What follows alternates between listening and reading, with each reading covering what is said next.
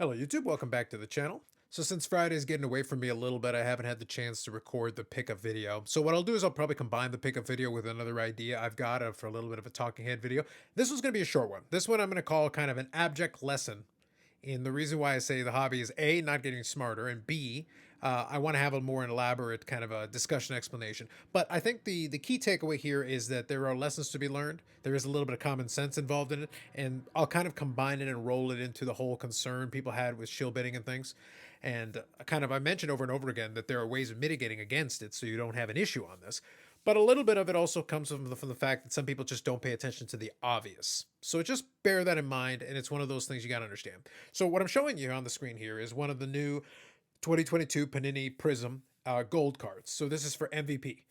Now the important thing is this: the gold prisms are obviously very popular. But I'll get to showing you a little bit more about this one in a second. But I want to give you, this is where people understanding something and paying attention to it are going to take you a long way.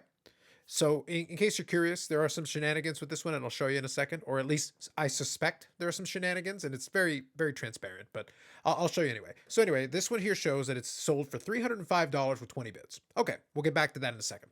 Let me show you a different card. So this one I'd like to show you. This one was completed in February. This one was purchased from Burbank Cards.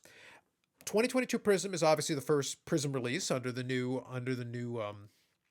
license, and then obviously Fanatics rebought it back. So when Panini either decides to sell off part of its licensing, or maybe its brands, or whatever the case may be, or if it decides to continue producing WWE product, then we may see that reversal, and then Topps will come back at that point.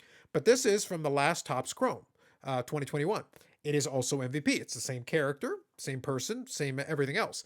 This one sold in February, so not that long ago, and it sold for the whopping sum of $8.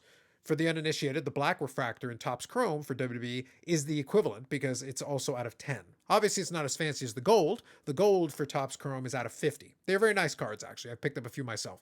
But as you can see, clearly the market says $8 is probably about fine for a character that is more manager than anything else at this point. Again, I refer you back here, $305. Now, I mentioned a second ago there are some shenanigans. This is where I say, like, some of this stuff is so easy to pick up on that it's like, that's why I don't feel the need to spend a lot of time ranting on it. But I figure, you know what? As an educational piece, let's look at it together for a moment. Okay. So obviously, myself paying attention to this market, I look at this discrepancy and I see, like, you guys are being stupid. Now, people do like Prizm quite a bit, but let's bear something in mind here. When we go and look at this, we look at it a little bit closely. The quickest way is just taking a look at the bidding history. Well, let's take a look at it. So here it is. All these low feedback bidders. Now, again, does that guarantee it's shill bidding? No, it doesn't. But a bidding pattern of these repeated. Now, if you look, it is kind of a back and forth. It's kind of a back and forth between all of these. The next high one where it's a high actually feedback rating is back at $25. And the person who did 5,000 was bidding pretty close to what that black refractor was going for. So normally you'd say, like, oh well, if the black refractor out of 10 from 2021 Topps Chrome WWE was $8, and you could just have it as a buy it now, then why would you want to go with this other route? Kind of a good question. And also, here's another little trick that I'll give you. So let me go back to the black refractor for just a second. So this is one that I pulled up here. This is for completed auctions. So what I'm going to do is I'm actually going to pull the completed auctions for a second. I'm going to clear that, and we're going to use the same search. And here is 2021 Topps Chrome. It is the black refractor, not the regular version. This is actually the autograph version. And for Topps Chrome 2021, these are on-card autographs. This is technically a more desirable card. But you can have it as a buy it now right now for $40. So when you can have a black refractor out of 10 from Topps Chrome of the same character, on-card autograph out of 10 for $40 right now, just hit the button. Or you could make an offer and even get it for less. Or you could pay $305. Again, there's probably some shenanigans going on with this, but a lot of these gold ones are coming up for really high prices. Just beware, even in a case where it's legitimate. This was a very silly example, so I thought it'd be a good one to give you the contrast with the most exaggerated example that I could find for a character that probably doesn't warrant it. However, there are characters where I definitely see that there is some very high bids coming in for it. But just bear in mind that, the gold out of 10 here is equivalent to the black out of 10 here in this particular product. So just you gotta kind of have a little bit of a basic understanding of it. So again, even if all the bids had been legitimate and it had actually gone for $305, it still wouldn't make any sense, obviously, if you did that comparison, and you would see that there's probably a better value proposition. I'm not suggesting to you, to be clear, that that other one is a good value at $40. I actually wouldn't be interested in paying that. However, in comparison, right, it becomes a little bit of an issue. Um, the bottom line, though, is that a little bit of research goes a long way.